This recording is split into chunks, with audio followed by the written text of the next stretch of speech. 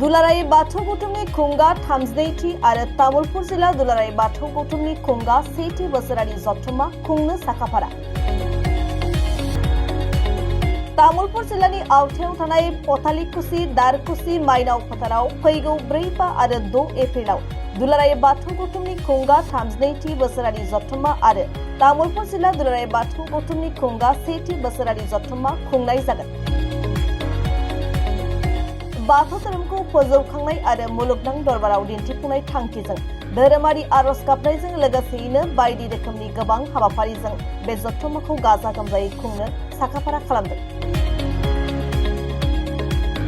आसामनि 28 जिल्लानि बाथौ सिबियारि रायजोफोरनि अनगायैबो अरुणाचल प्रदेश, मेघालय बायदिनि बाथौ सिबियारि रायजो राजाफ्रा बे धोरोमारि मेलाव बाहागो लागोन, जायनि थाखाय फारफ्रोमबो बिथिङावनो लाहार फाहार खालामनाय खामानिया गोख्रों सोलिगासिनो दं।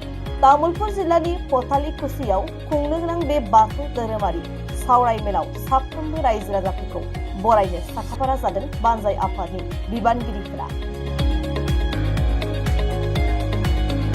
मख'नो नांगोन दि दुलाराय बाथौ गौथुमनि बे बोसोरारि जथुम्मानि गेवलां मेलनि हाबाफारियाव आसामनि गिबि मन्त्रि डॉ हिमन्त बिश्व शर्मा, बिटिसिनि गाहाय खुंगिरि प्रमद बर', आसाम आयेन आफादनि बुंथिगिरि बिश्वजित दैमारिजों लोगोसे गोबां मन्त्रि, एमएलए आरो बिटिसि खुंथायनि मावफुं सोद्रोमाफोरा बाहागो लागोन होनना बानजाय आफादा मिथिहोदों।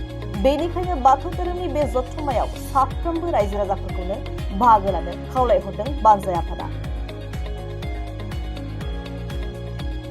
32थि दुलाराय बाथौ गौथुमनि बोसोरारि जथुम्मा आरो खुंगा 1थि तामुलपुर जिल्ला दुलाराय बाथौ गौथुमनि बोसोरारि जथुम्माया फैगौ एप्रिलनि 4, 5, 6 साननि शुक्रबार, शनिबार, रबिबार खालि जोबोद मेहेर गोनाङै आरो गाजा गोमजायै खुंफुंनो थाखाय लाहार फाहार खालामगासिनो दङ। आरो बे लाहार फाहार खालामनाय जि हाबाफारि बे सोलिगासिनो दङ। दा नै मावगासिनो दङ खामानिफोरखौ गावबा गावनि जि बिफान, बेफोर बिफान बायदि खामानिफोरखौ मावगासिनो दङ। आरो नैबे जि धोरोमारि जि जथुम्मा, बे धोरोमारि जथुम्मायाव जाहाथे जोंनि दुलाराय बाथौ गौथुमनि बेन्दोङाव थानाय गासै जिल्लानि गेदेमा बिबानगिरिफोरा जाहाथे बाहागो लायो, बिनि थाखायनो आङो तामुलपुर जिल्ला दुलाराय बाथौ गौथुमनि नेहाथारि जानानै बयनिसिमबो फैनो थाखाय, बाहागो लाफैनो थाखाय आं गुरै खावलायबाय। आरो जोंनि नैबे जथुम्माया जाहाथे मोनफ्रोमबो हाबाफारिया जाहाथे जाफुंसारो, बेनि थाखायनो नोंथांमोननि जि मदद, हेफाजाब, थुलुंगा बेखौ मिजिंथिनाय जाबाय। आरो लोगोसे फैबाय थानाय समफोराव जाहाथे जोङो बयबो बे मुलुगनि गासै सुबुंफोरा आलो गोजोनै खौसेयै रंजा बाजायै जाहाथे जोङो बोराइ बाथौनि अननायाव थांना थानो हायो, बेखौनो मिजिंथिनाय जाबाय। बेयाव जोंनिया दंजोबो गासैबो। बेयाव आर'जनि हाबाफारि दङ, बेयाव जोंहा गेदेमा सुबुंफोरनि जिবিলাক माने सावराय मेल, जिबिला लाइमोन, माइनाव, दौरि मोनफ्रोमबो हाबाफारिखौ बे जिथुनिखि बोसोरारि जथुम्मा बेयाव मावफुंनो थाखाय आखायाव लादों।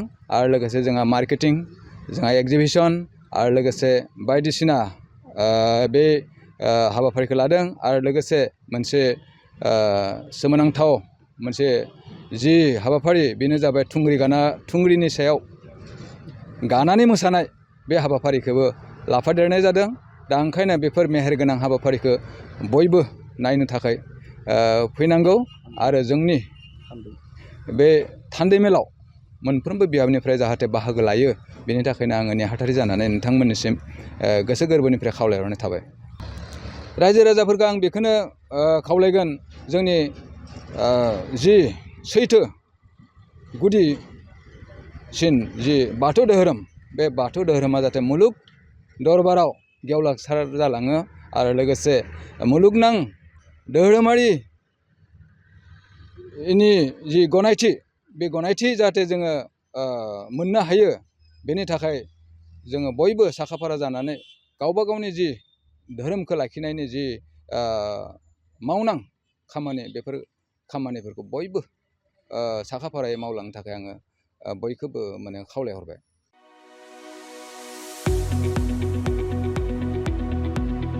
गुनगोनां सोलोंथाइ लानो गोसो गुदुं फरायसाफोरनि थाखाय गोजोनथाव खौरां। क'क्राझारनि बालागाव सेन्ट आन्स कलेजाव 2025-26 बोसोरनि थाखाय गोदानै मुं थिसननाय हाबाफारिया जागायबाय। HS थाखोआव आरो FYUG थाखोआव फरायसाफोरनि गोदानै मुं थिसननाया सोलिगासिनो दं। क'क्राझारनि साहा बालागावआव थानाय सेन्ट आन्स कलेजनि HS थाखोआव कमार्स आरो आर्ट्स स्ट्रिमाव इंलिश मिडियामाव गोदानै मुं थिसननाया सोलिगासिनो दं। आरो बेजों लोगोसे FYUG एबा 4 इयार आन्डार ग्रेजुएटनि थाखायबो कमार्स आरो आर्ट्सआव गोदानै मुं थिसननायाबो जागायबाय। FYUG नि आर्ट्सनि थाखाय English, Bodo', Assamese, political science, education, economics, history आरो ससिय'ल'जि आयदायाव मेजर लानानै सोलोंथाइ लानो हागोन आरो BComनि थाखाय फाइनेन्स, एकाउन्टेन्सि, मार्केटिं, मेनेजमेन्ट आरो HR मेनेजमेन्ट आयदायाव मेजर लानानै सोलोंथाइ लानो हागोन। गुनगोनां फोरोंगिरिफोरनि सोलोंथाइ होनायजों लोगोसे बेवहाय बायदि उफ्रा सोलोंथाइबो होनाय जायो, जेरै computer class, spoken English course आरो गुबुन सार्टिफिकेट कर्सफोरनिबो सोलोंथाइ लानो खाबु होनाय जायो। बे कलेजाव स्पर्ट्स फेसिलिटिज, लाइब्रेरी फेसिलिटिज, वाइफाइनि फोनांजाब राहाजों इन्टारेक्टिभनि राहा आरो smart board, classroom, air condition computer lab आरो बेजों लोगोसे माखासे फरायसाफोरनो रिमिडियल क्लासनिबो खाबु होनाय जायो। हौवा आरो हिन्जावफोरनि थाखाय आलादा आलादा हस्टेलनिबो सुबिदा दं। जायफोर फरायसाफोरा गुनगोनां सोलोंथाइ लानो गोसो गुदुं, नोंथांमोना क'क्राझार बालागावआव थानाय सेन्ट आन्स फरायसालिमायाव मुं थिसननो हासिगोन। गोबाङै मिन्थिबावनो थाखाय नैबे जानबुं एबा कन्टेक्ट नं 6003786924 आव जगाजग खालामदो एबा सुलाद लाहरनो हागोन।